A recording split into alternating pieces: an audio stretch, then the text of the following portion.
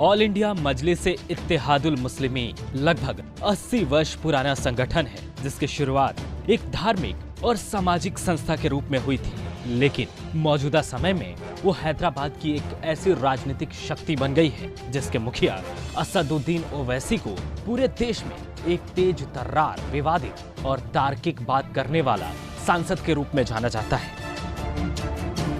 ओवैसी आज अपना 91वां जन्मदिन मना रहे हैं। हैदराबाद लोकसभा सीट पर ओवैसी परिवार की सियासी जड़ें आज से नहीं बल्कि पहले से मजबूत रही हैं। आजादी से अब तक हुए 16 बार लोकसभा चुनाव में 6 बार उनके पिता सुल्तान सलाउद्दीन ओवैसी ने जीत दर्ज की है और 4 बार खुद असदुद्दीन ओवैसी जीत दर्ज कर चुके हैं।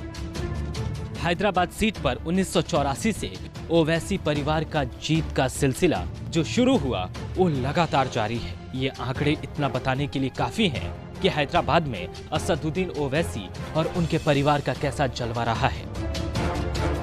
13 मई 1969 को हैदराबाद में जन्मे असदुद्दीन ओवैसी की गिनती मोदी के सबसे बड़े आलोचकों के रूप में होती है। आंध्र प्रदेश के निजाम कॉलेज से स्नातक करने के बाद ओवैसी ने लंदन से वकालत की डिग्री हासिल की।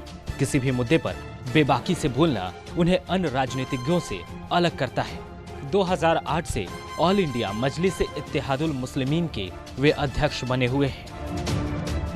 1994 में चार मीनार विधानसभा सीट से चुनाव जीतकर राजनीति में उन्होंने एंट्री ली थी। 1994 से 2000 के मध्य ओवैसी 2 बार आंध्र प्रदेश से राज्यसभा के सदस्य रह चुके हैं। 2004 में पहली बार हैदराबाद लोकसभा सीट से सांसद बने और आज भी चौथी बार देश की संसद में बेबाकी से बोल रहे हैं। ओवैसी और उनकी पार्टी की राजनीति अल्पसंख्यकों के इर्द गिर्द घूमती रही है। हाल के दिनों में देश के विभिन्न हिस्सों में उन्होंने सक्रियता बढ़ाई है। इसका फायदा भी उन्हें मिला। महाराष्ट्र, बिहार जैसे राज्यों में उनके विधायक बने। राजनीति में बिना शक ओवैसी एक राष्ट्रीय स्तर के नेता बन चुके हैं। अब वही काम वो अपनी पार्टी के लिए कर रहे हैं। हैदराबाद से अपनी पार्टी को निकालकर वो पूरे देश में इसका प्रसार कर रहे हैं। 2009 के चुनाव में AIMIM ने विधानसभा की 7 सीटें जीती, जो कि उसे अपने इतिहास में मिलने वाली सबसे ज्यादा सीटें थी।